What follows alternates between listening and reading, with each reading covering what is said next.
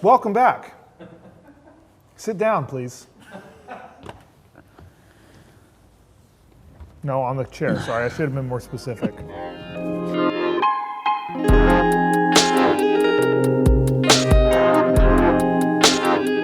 Welcome back to the show, formerly known as Talking Branches. Yep. Turns out the show was so well named by us that someone else had already named it and gotten a copyright on it. So It's true. We can no longer call it that. We got a message saying, please stop using this name. It's copywritten. So, yeah. So we changed it to Branches Unpacked. Branches Unpacked, there you go. Unpacking Branches. I would be willing to bet, other than our chairs and our setup, that little will change as far as what you will get as the viewer at home. I agree. We're not reducing quality. No, in fact, we may be increasing the quality. Yes. So yes. We'll start with that. But hey, we are back in person this week, which was a nice change.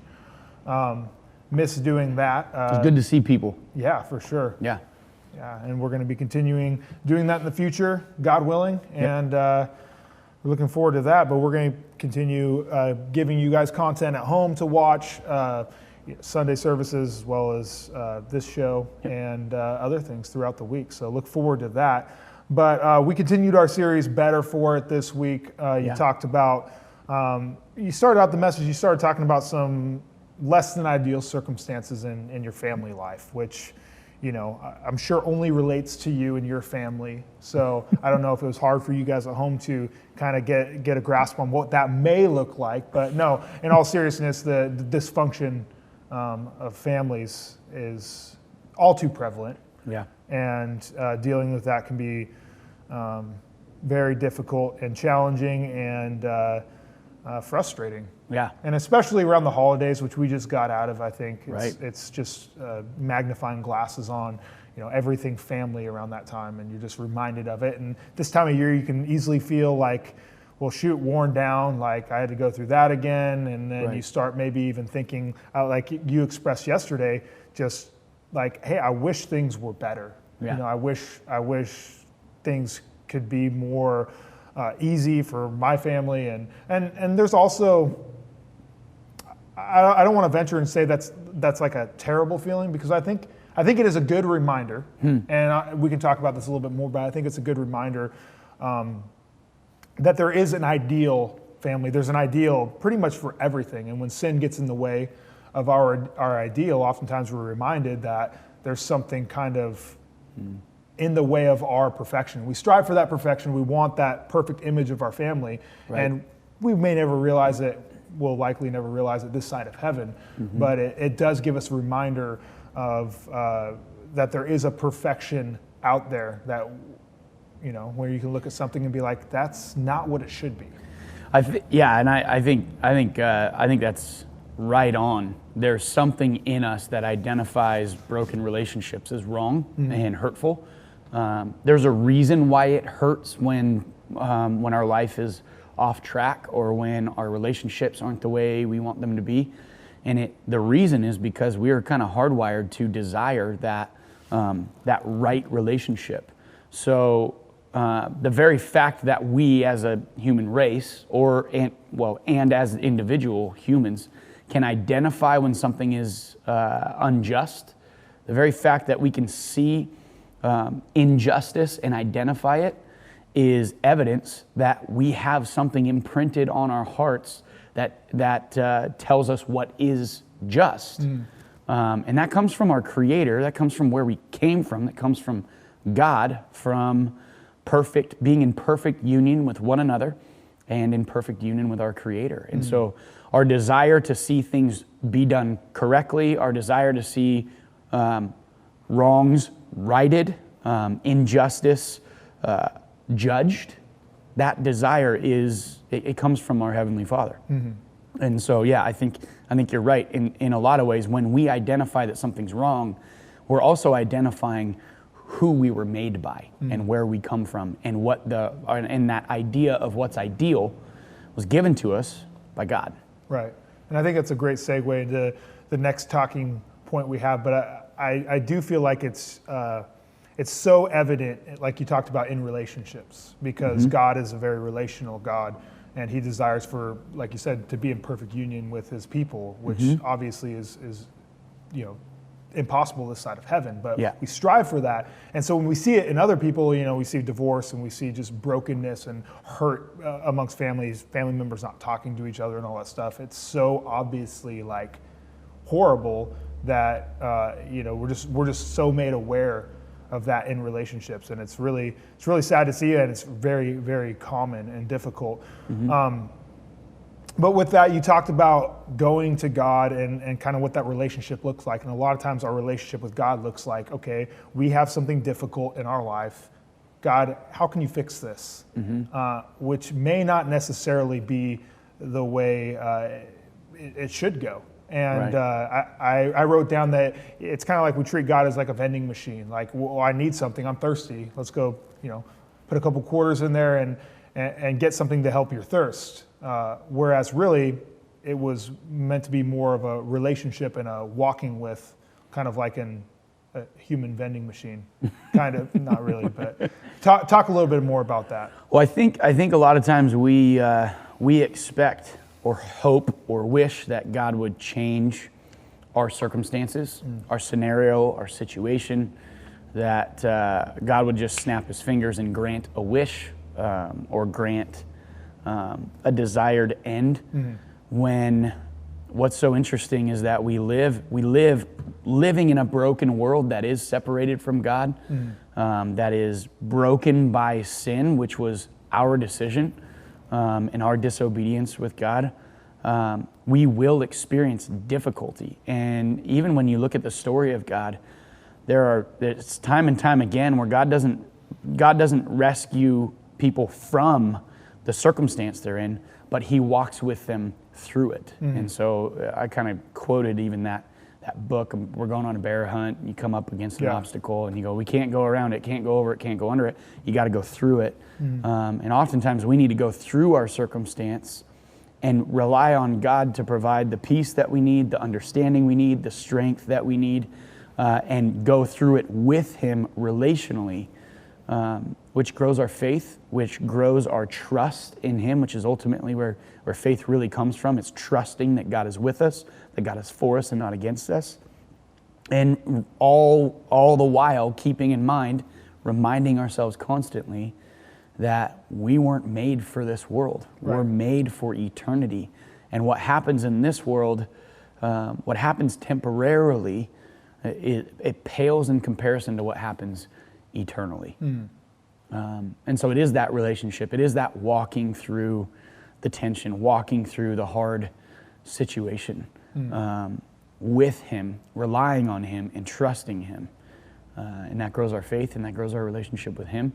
And it grows our relationship with those around us too. Yeah, it's so powerful. I was looking for a Timothy Keller tweet that he put out a few days ago. I was unable to find it, but just about the opportunities that are embedded within our hardships, and recognizing that and seeing it, that it's not always the will of God that we are removed from our difficult circumstance, that we just may not see exactly what it is that he's trying to do in that time.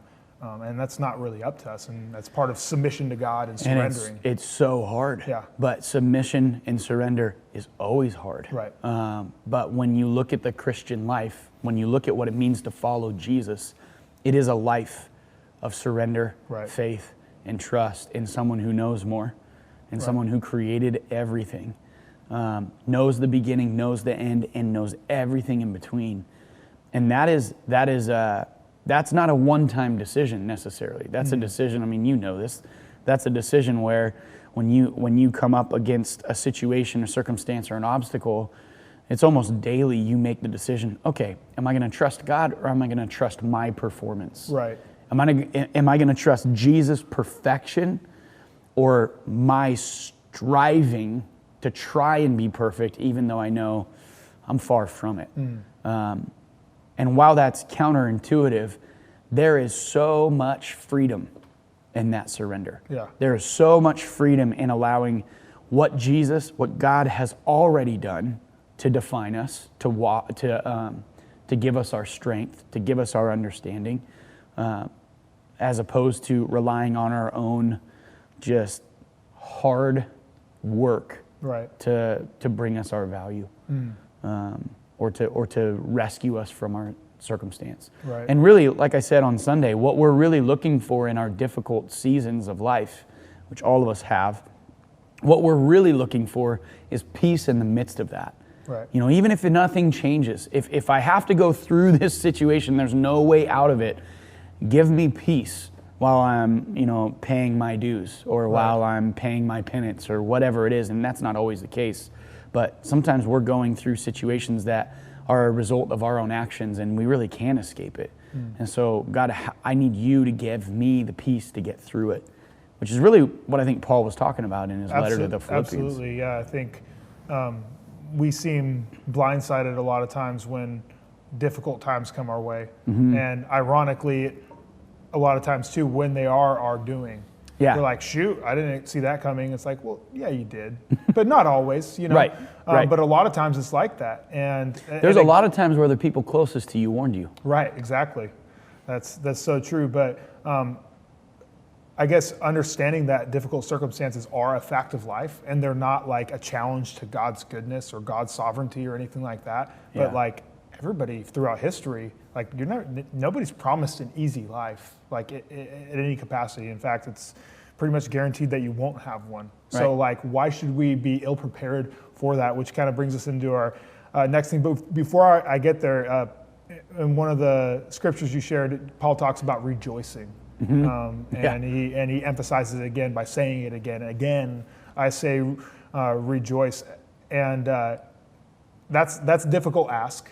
Yeah. But I do want to ask how we get to that point. But I also want to say that I think one of the most beautiful things about like really surrendering your life to Jesus is being guaranteed that peace, and knowing that there's peace through it all. And I've even experienced it this year because I've always preached that to people, like, hey, you can have it. But for me, I feel like I really haven't had that difficult of a life, and now facing, the COVID pandemic, and my wife actually going through, a battle with COVID, and she's doing great now. But and then just the havoc that it's wreaked on our lives and our business in the last year, and all that kind of stuff. I've had the opportunity now to really put that into practice. And it's difficult, but it's also very comforting knowing that, okay, I have to be okay with this no matter what. Even if my circumstances get worse, even if my business fails, even if things are taken away from me, I can always go back to the truth that God's good and that He is for me, and that there's an opportunity in what it is that I'm facing, even though I can't see it.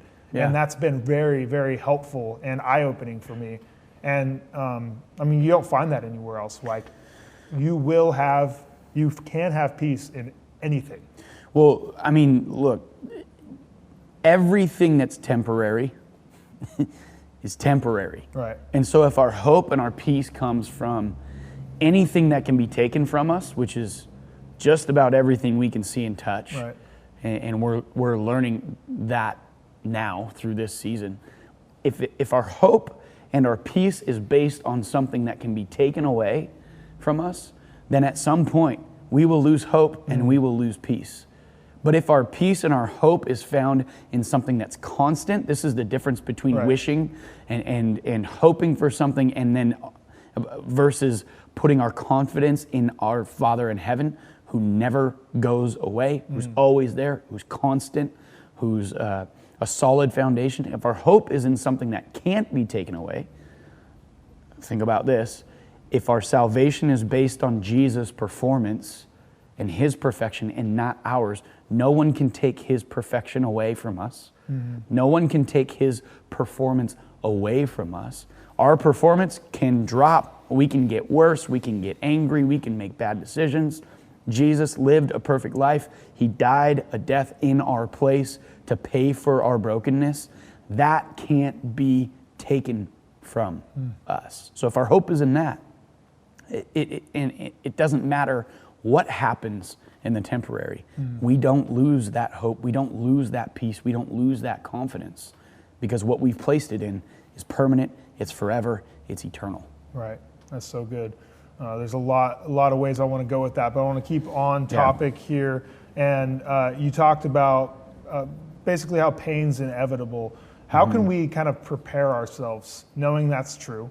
What practices can we put in place on a daily basis so we can just be prepared for that inevitable pain? I think part of the answer to that question is in what I just said. Put our hope in something that's eternal, that's rock solid, that's forever. And so how do you practice that?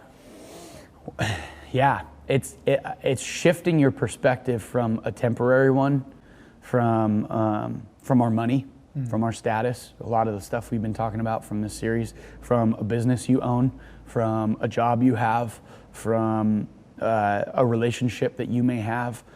All of those things can be removed. So it really looks like kind of where we started this whole conversation. It's submitting and surrendering to Jesus, to do life His way, to His teachings, to His guidance, which oftentimes isn't always the easy way, but it's the right way.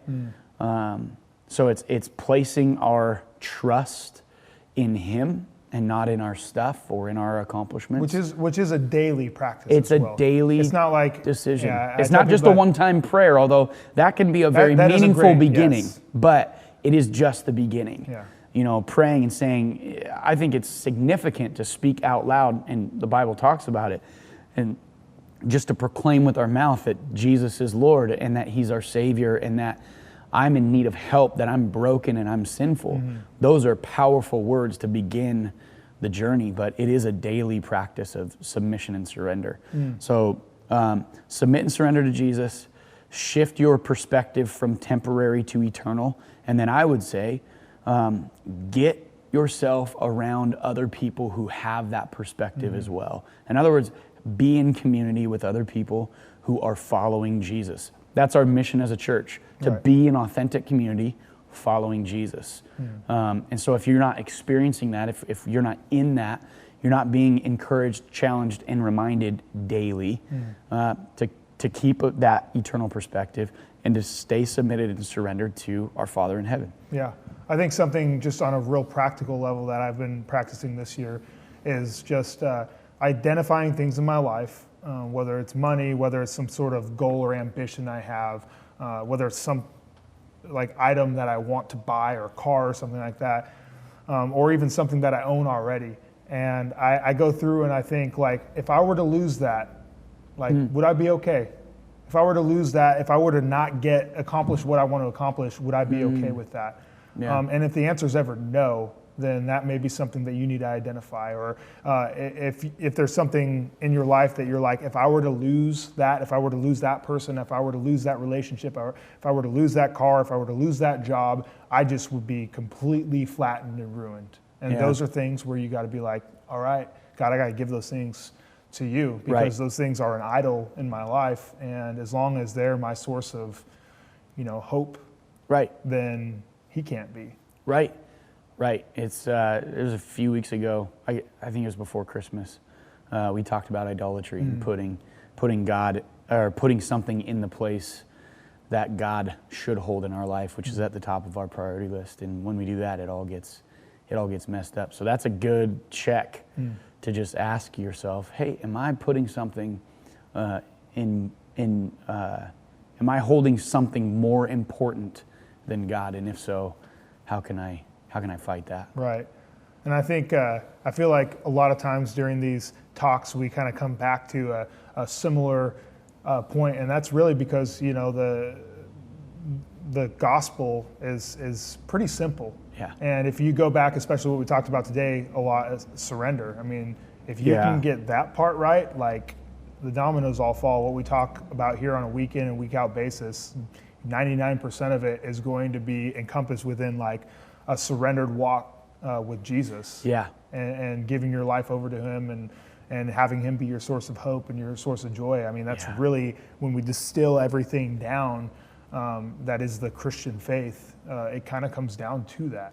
Yeah, being submitted and surrendered, and the freedom that comes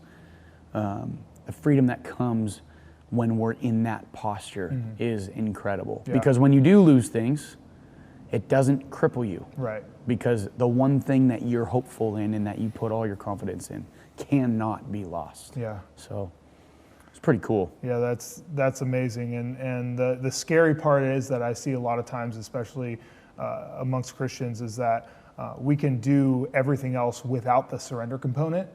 And then you look like I've been there, That's where you good, look like Timmy. you've got it figured out, Yeah. but you have not actually submitted your life to Jesus at that level. And so it can look different for different, That's actually interesting, even looking at just Paul's status, right? It was last week, but just his, he has that laundry list of things that he's accomplished. But at the end of the day, he's like, all of that's worthless compared to knowing Jesus, compared to being in relationship with him. That's pretty good. Yeah. So I guess with that said, there's no amount of you accomplish this within the Christian faith. You read the whole Bible. You go to this many services, or you put this many volunteer hours in. None of that can substitute for your surrender to Jesus, because that's really what he's after. He doesn't want your time. He doesn't want your money. He wants your heart. Like that. Yeah. That goes first. And all those things that you just mentioned should serve the purpose of learning more about him and what else, like you said, what is in the way? What do I need to give up or be willing to give up because it's in the way of me being surrendered and submitted to him? Yeah. So all those things, going to church, reading the Bible, going to small group, being in community, all of that should serve the purpose of knowing Jesus better. Yeah. That's good stuff. Yeah, good stuff for sure. Well, thank you so much for joining us again. We will see you next week. Have a blessed week, Branches. Love you guys.